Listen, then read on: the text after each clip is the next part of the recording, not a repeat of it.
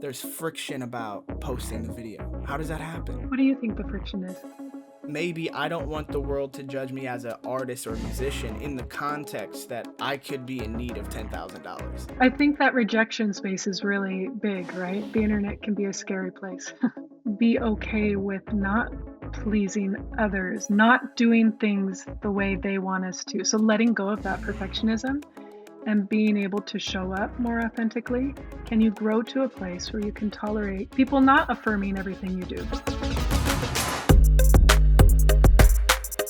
And welcome to the McCove Mindset Podcast. I'm Kevin McCove, and this week I'm really looking forward to bringing you my dear friend, Dr. Sierra Bard. She's a licensed psychologist, and she helps to guide artists like you and I to resilience and success. Whether you're feeling anxious, overwhelmed, or stuck in your career and your life, she's here to help. She is an incredible advocate for musicians and musicians' mental health and implementing psychological practices that help you move your career forward. I myself am a part of her No Grow Flow program, and I'm really looking forward to bringing you this interview and some tools that can help to move your artist career forward. So if you like what you hear, remember to hit like, hit subscribe, leave a comment, and let's get to it. Hello, Dr. Sierra. Welcome to the McCove Mindset Podcast. Hello. Thank you for having me.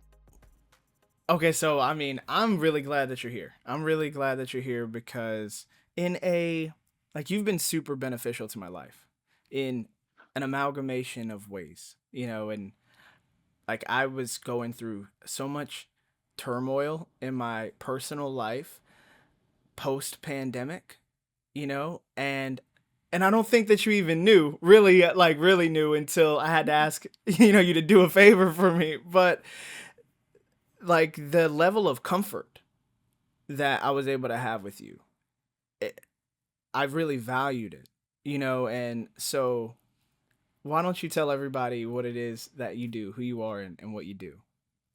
Okay. Well, I'm glad it's been so valuable. It's been mutually beneficial. I really enjoy our talks. So what I do, I work with artists of all kinds, and I am a licensed psychologist, but the capacity that I work with musicians is as an educator, a coach. Basically, I want to help musicians understand themselves on a deeper level, understand their anxiety patterns, why it is that they're getting stuck. I ultimately want them to become the expert of themselves so that they can achieve what they're going after. Because, I know you see this time and again, but artists putting themselves out there, not able to tolerate the anxiety and stress that comes with a career, or rise to the professionalism that it takes to create a sustaining career. So that's what I do with musicians. We have a group. It's a closed group, so it's invite only, and that's Thursday mornings, and it's live. It's in the moment. We don't record. We're just there with each other, and then I offer individual sessions. Yeah, and the group is great. I'm in the group. It's amazing. I'm in the group. It is phenomenal.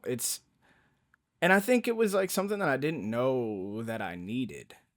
It's one of those things where I was just unaware. I was unaware of all these different tools that you could use. And I personally, I read a lot. I read a lot, and I've read a lot of psychology. I've read a lot of just self-work type of stuff because I'm really interested in it. And I've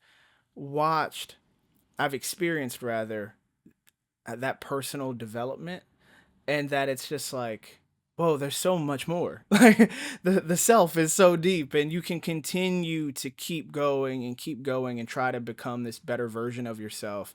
And when you're in a group setting, which is unique, when you're in a group setting, you really get to feel that camaraderie of I'm not the only one who feels like this. I'm not the only one going through these things. And we're a community of people all in this business and in this profession, and there's so much that we can learn from each other's experiences. Yeah.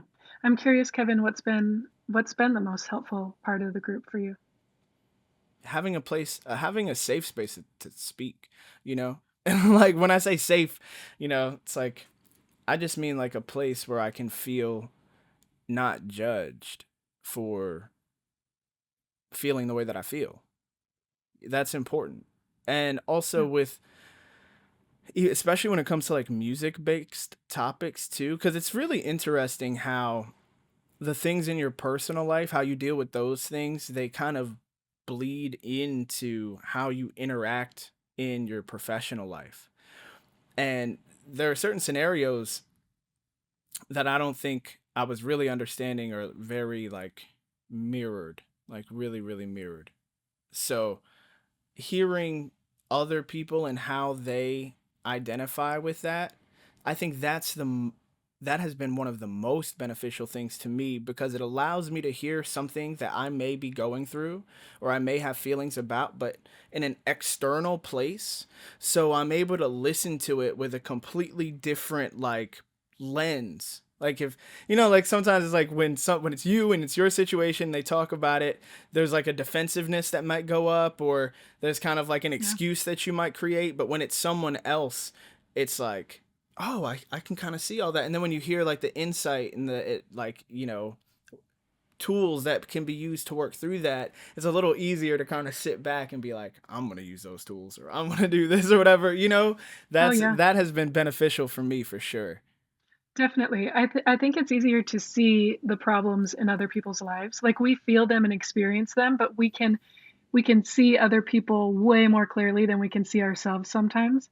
And like you said, to have it be this external process and then be like, oh, okay, that might work for me. Or yeah, I might be part of my problem too. Let me see how I can approach it. It's a pretty non-defensive space, I think. Yeah. Well, and I also think that so you're in a very unique position in where you get to learn from all of these different experiences that we all share and that we go through. And yeah, I'm curious to know, what are the common pitfalls that you see for people in our business and our industry? Because there must be a reason. I guess the first question I want to ask is like, there must be a reason why you chose musicians. Yes. I see musicians as my people. So I was raised in an artistic family. My dad was an amazing singer-songwriter, and and he lived a very rough life. He had problems with addiction and just really had a hard time keeping a stable footing. And then to see that and to compare it, as I go through college and different scenarios with other musicians, to see how we get in our own ways, even though it's different. So even though it's different, there are patterns. So that's what intrigued me at first is, okay, wait, I'm seeing this. And then I was getting my doctorate in psychology and I'm like, well, we can come at this. Like I'm seeing these patterns. Well, and how I like to frame them are these invisible anxiety patterns. And the crazy thing is they can look different ways, but there's a lot of predictability to it in the sense of like once you understand what you're doing, you can kind of catch, oh, when my anxiety looks this way or when it looks this way. And those two ways can be opposite, but it gives you a way to kind of frame your situation and then settle down and come back to a more self-respecting place. And I love doing that with musicians. I love the creative space to do that. Musicians really are free to be creative in their space with me, which is just really enjoyable too. So for someone who might be watching this and is kind of like, what does that look like? Can you sort of explain like even what we just went through, which was like the one up and the one down and the position that's kind of in the middle, and how you have those anxiety responses? Like Sure, what that sure. could look like for someone? Um, yes. Do you want me to share my screen? Is that something I can do here, or should I just I describe it? I think it should, yeah, you might want to describe it. Okay, I'll just describe it. So, one of the invisible anxiety patterns that I'm talking about, you can conceptualize it as a one up and a one down approach. And what I mean by that is how you get a sense of yourself. So that can either be through a one up approach where you put people below you to feel better about yourself, to feel like enough, or you go to a one down approach where you basically frame yourself as the problem or you try to disappear into the background. And both of these frames are immature approaches to developing a self, meaning they are underdeveloped. So as we grow up as kids, the way that we understand who we are is from an external view, right? We know who we are because of how our family and friends interact with us, talk to us, what they expect from us. So this is that external view of self, but we have an opportunity as we grow to really step into a different, stronger position. So if into adulthood, well, I'll say when in adulthood, we hop into a one up and one down position, we're creating problems in our life. We're creating patterns that are getting in the way with closeness, intimacy, patterns of professionalism. We are part of the disrupting process. So, what we do and what we talked about just yesterday in our group is finding a way to, from either of these positions, take a step closer to the center. And this center in what I teach is really a more grown, self respecting space. And it's one where we can reference ourselves more. We know who we are because we are putting in the effort on a regular basis to understand who we are rather than hopping into a narcissistic perspective and needing to put people down to feel good about myself, or go into a needy, manipulative, or easily manipulated position to feel a self. So we're always kind of pushing to take a step closer to that core center, which is harder than we think. Facts. As I know, when I had this discussion, right, I was pretty amped up, like talking about this.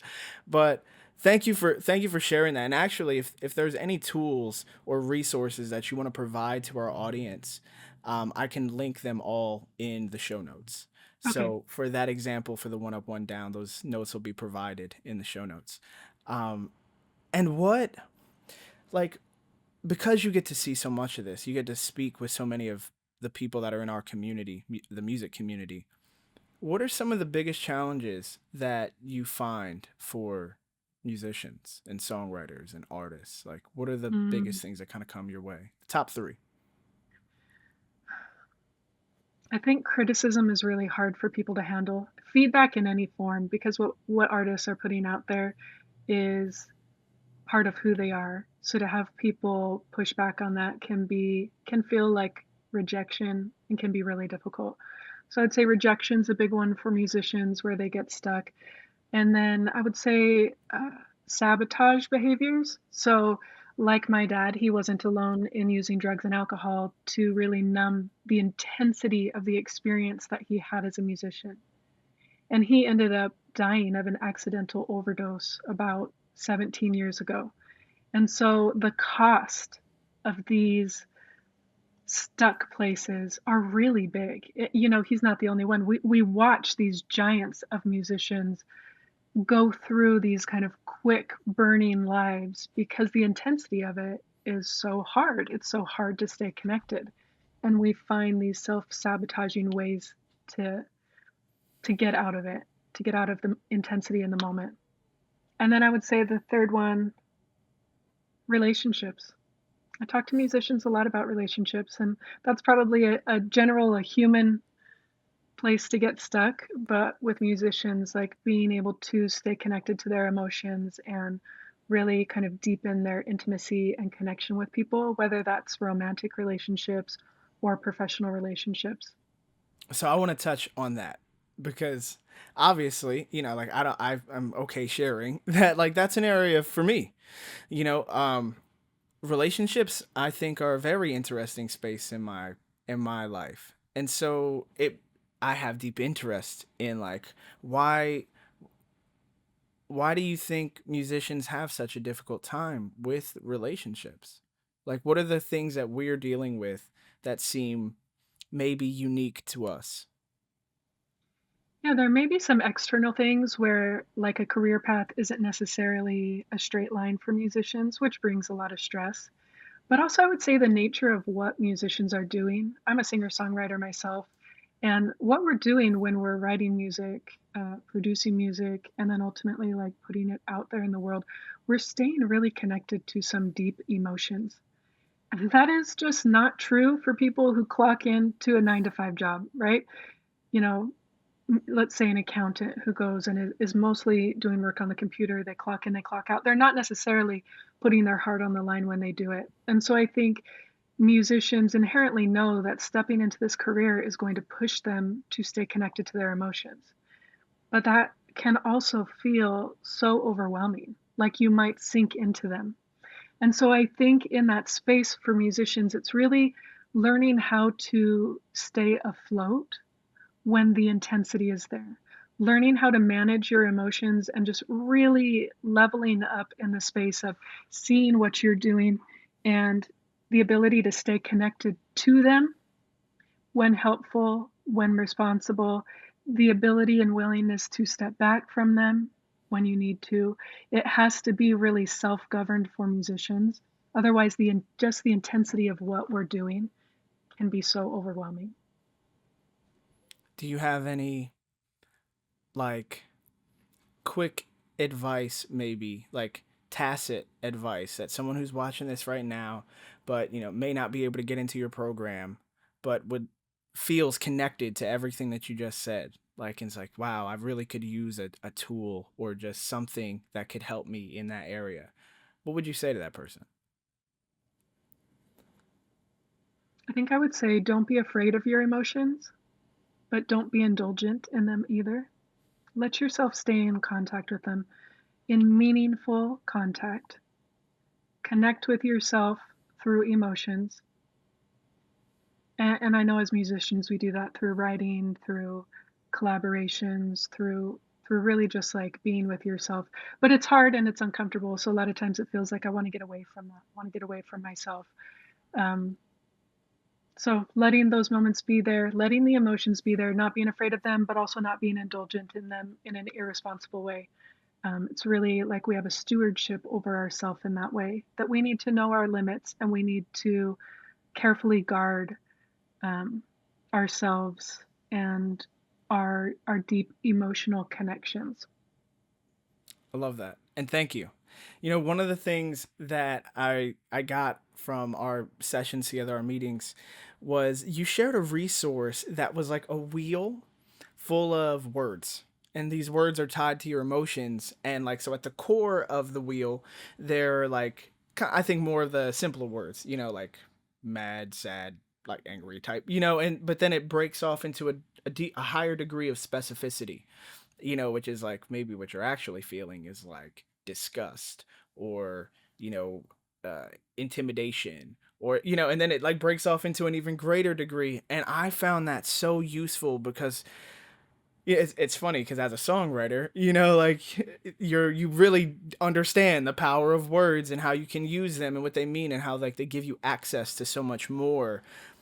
But I don't think that I had necessarily like opened the door that said like if I have more articulate words to express my feelings, I have access to a deeper level of understanding of what I truly am feeling. Yes. Yeah. I actually have taken those wheels and I make them available to people. I made them desktops and I have it on my desktop here, on my phone, on my iPad.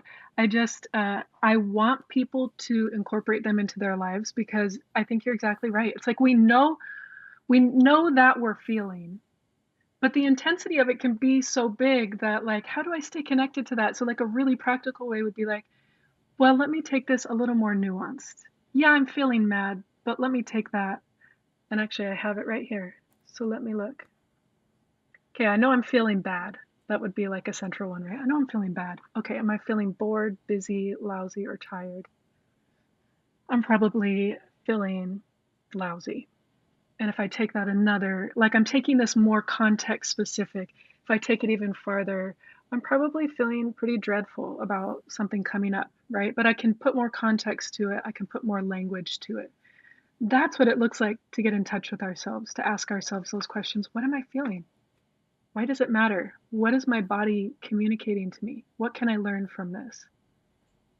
That's a responsible run at emotions.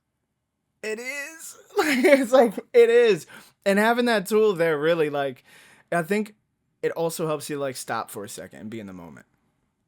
Because there's like some work that has to go into like, all right, this is what I'm feeling and this is what I'm, and even in that Mhm. process, you're like taking a moment to check yourself and then really figuring it out. Like that, those types of resources, though it can sound so simple, I'm like, it's really hard to put into practice. And like, how do you think we like move ourselves into a place where it's easy to implement, that it's not that I have to come to a meeting and I have to sit down with a group of people and I, like those are core reinforcements, but how do I stay in touch with this type of process with myself? Yeah, that's a good question. So I would say it's a muscle that we need to grow. We don't always know that we need to grow it.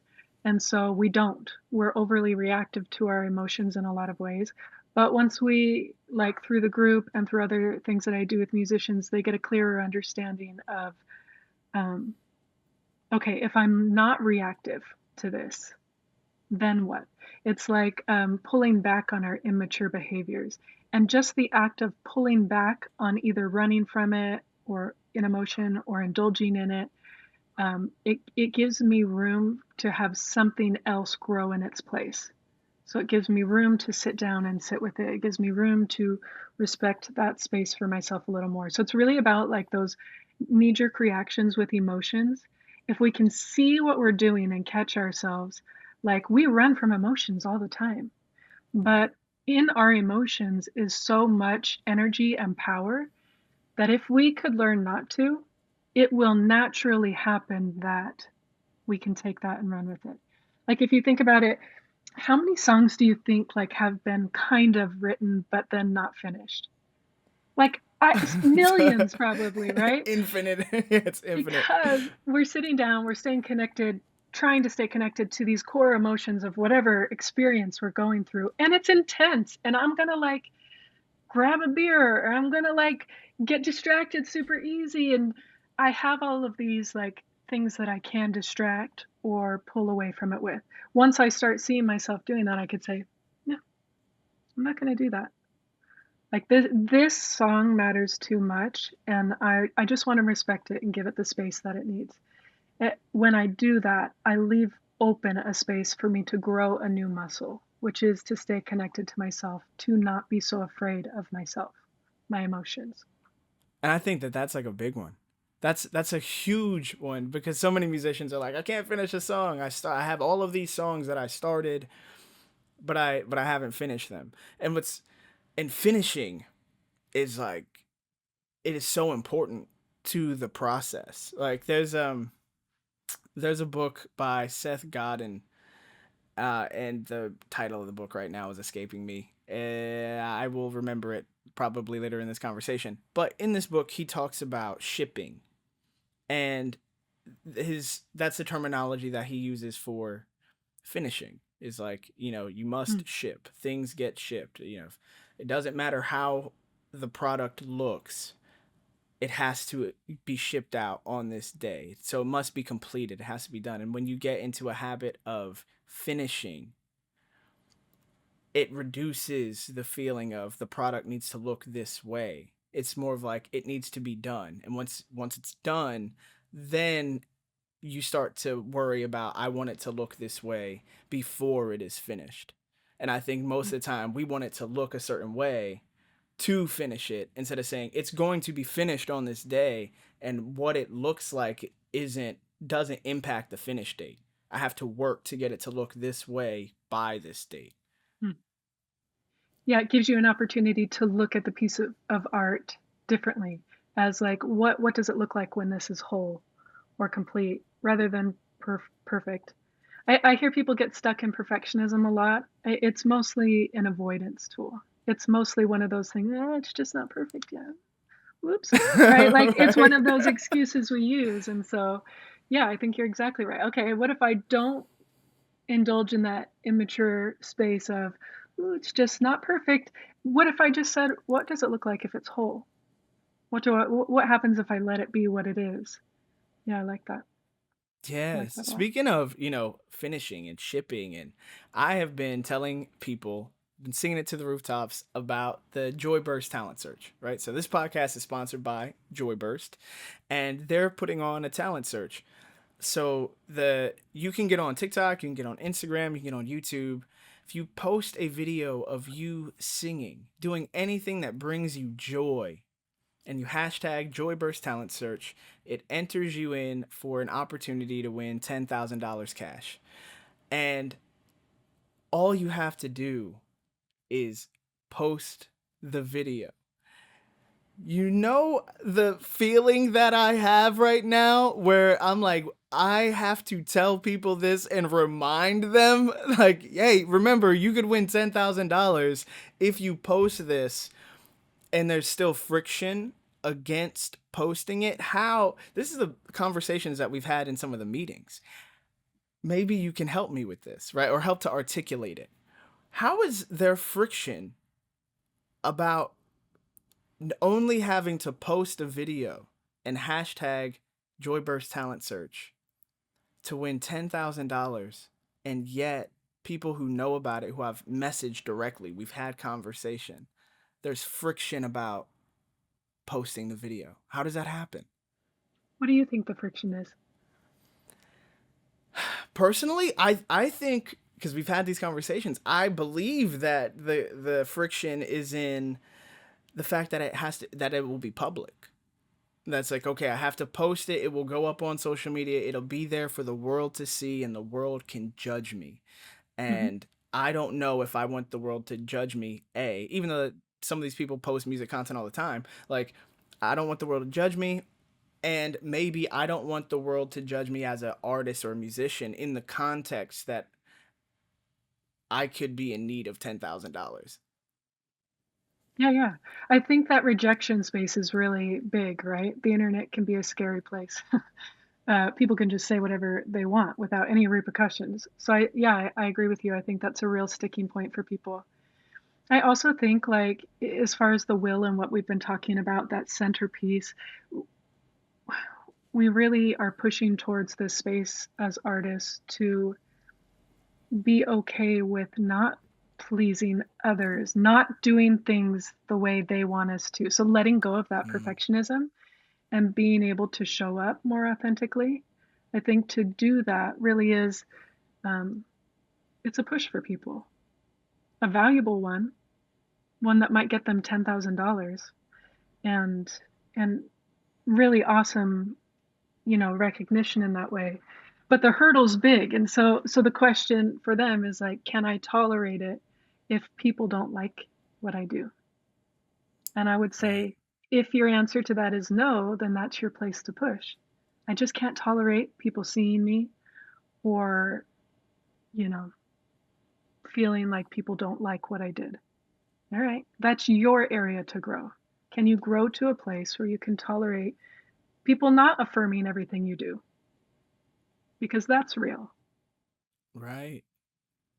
That's so powerful. I think what you just said is like very, realistically, that would have been hyper valuable even in the setting of like, I'm in a meeting with the CEO and everyone at like the marketing agency and everyone who's working on this project. And the question is like, why do we think there's this area of friction? Is is this not enough money? Is this not, like, are we not marketing it the correct way? Are we not, and really what you're saying is like, well, there's you're we're thinking of it like $10,000 should remove the friction. Mm. It should reduce the friction to someone to be able to do that. But you're saying that it's not external to us. It's really more of like shifting the psychology of the person who would engage in it. Yeah, I think $10,000 might push some people to do it. Um, but what you're talking about, the internal piece, is the individual growing into that position. And musicians talk about all the time wanting to get stuff out there, wanting to get stuff out there. Well, they're creating all the time. They are doing it for free. The money is a nice incentive, and it's more of a personal maturity to get to the point to say, I'm going to put it out there. No matter what the comments are, I'm going to be proud of something that I do, knowing that it's not going to be received well by everyone. That's a hard place to get. Right. You know, for anybody who's watching this, I wasn't even really expecting the conversation to go here, but because that's like an area of friction, I'm like, I really do encourage you to enter the Joyburst Talent Search. It's a real opportunity where you can actually win $10,000. $10,000 is a lot of money and it's valuable. You could use it for your music career or you could just use it for your personal life. Like it will be valuable to you. And if there is an area of friction that you're feeling, I would encourage you to use this as an opportunity to jump past that hurdle because there may be something really incredible on the other side for just you. Outside of the money, outside of like the opportunities and stuff, but just something really incredible on the other side for you. Yeah, I like that a lot because that's exactly right. We get to this point, oh, well, how do we grow? What does it look like? Use this. Use this as a way to be like, I'm going to feel, well, first, I'm going to enjoy making the music and it's going to challenge me. Then I'm going to feel so uncomfortable when I push post. And I know that automatically there are eyes on it. And then I can sit with that. I can tolerate it. And every time I do that, every time I trust myself, relax a little, respect that space and like relax, I get stronger personally. I think this is a great way to push that. That's really dope. You know, I have felt these things in my own personal life and I still feel them. You know, like it's like at very every iterative stage I think as my career has moved, the only place where I have truly felt comfortable was when I was on stage. Being on stage, it's a different place for me. I love that place. I could live there. I could be there. And it's like when you step off stage, that's the uncomfortable place. And Hmm. when you know, and at this particular stage in my career where I am rarely on stage, you know, it almost feels like there's a like I've gone through a morning of that particular thing where I'm like searching. I'm like, what is the thing that is going to give me that feeling? And right now it's like I think that I get a lot of that satisfaction out of like helping people. Hmm. That feels like the same feeling that I used to get from being on stage is like did I help make your life better? Did I give you something that you may be able to use like that space? But it's a lot of identity in that too, which that's why I'm so curious about all the conversations that we have because we Hmm. talk so much about identifying yourself through the lens of others and innately I want to help people and I do tend to validate myself through how effective I was at doing that. And I'm like, man, it's tough for me. It is.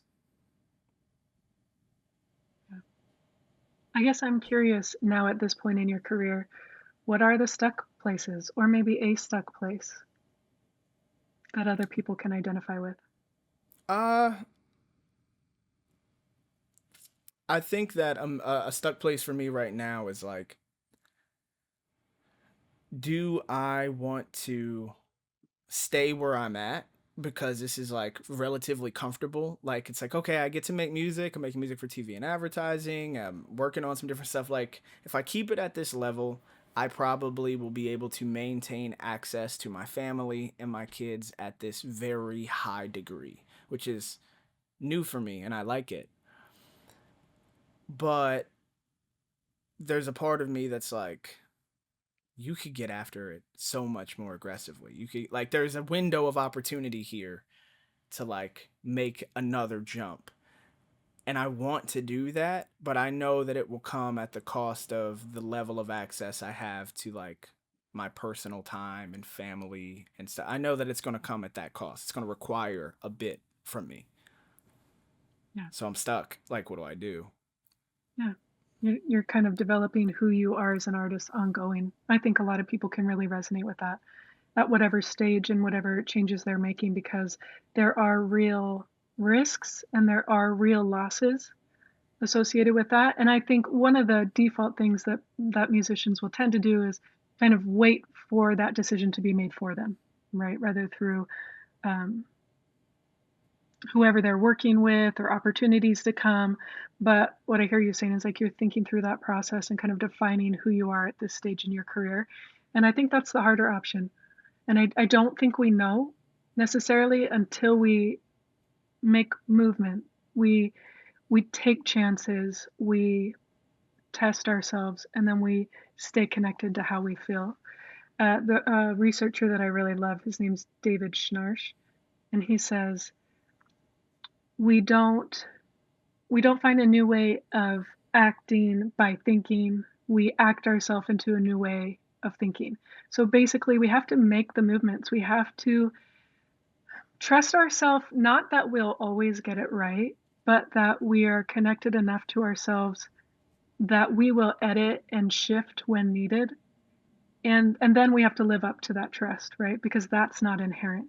The life of a musician is intense, can be very intense. And so really kind of rising to that level of trustworthiness within yourself and then putting it to action. Yeah. Not that we don't like take people's feedback on that. It's not about that, but it's not about waiting for other people to decide. Yeah, I think that my relationship with this, I agree with everything you said. I think my relationship with this is it's different than it has been before because when I was younger, I had a daughter very young.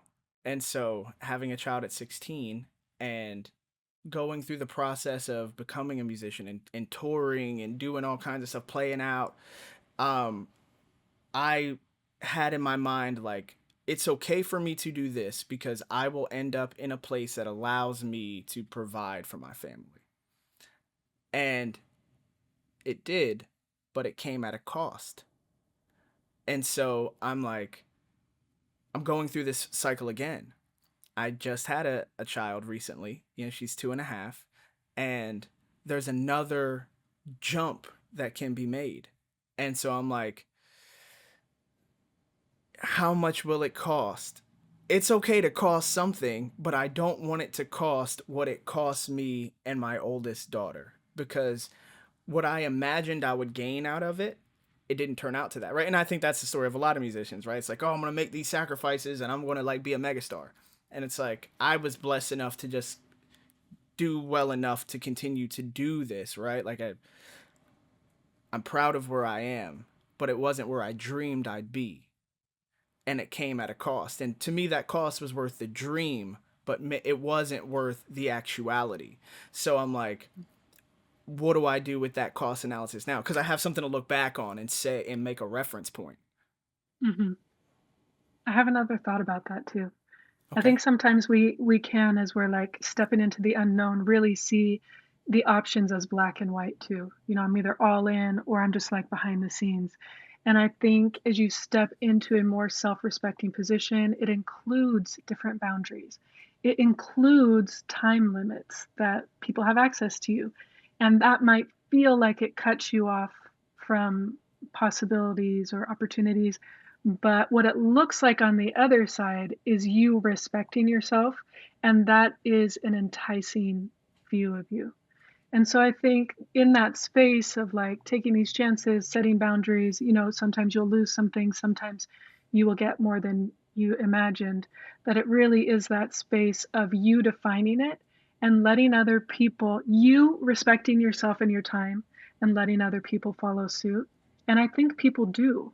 I understand that in the music industry, there's a lot of really time consuming stuff, especially with touring and whatnot.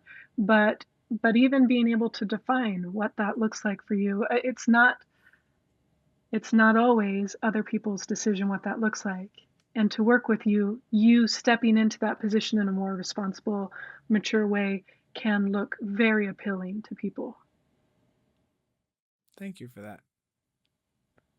This is what I mean. This is what I mean. It's like, it's so valuable speaking with you. You know, I really, like I said, I'm super happy and thankful to know you just as like a human being. Like Thank you. you're like a dope vibe. You know, I think that's how we even like connected in the first place. You know, it's just like you have a good vibe, and continuing that vibe has been like, yeah, anything that you want to do, I'm down to do. You know, I really appreciate you, really vibe with you, and I think that you're one of those people who like you bring light wherever you are.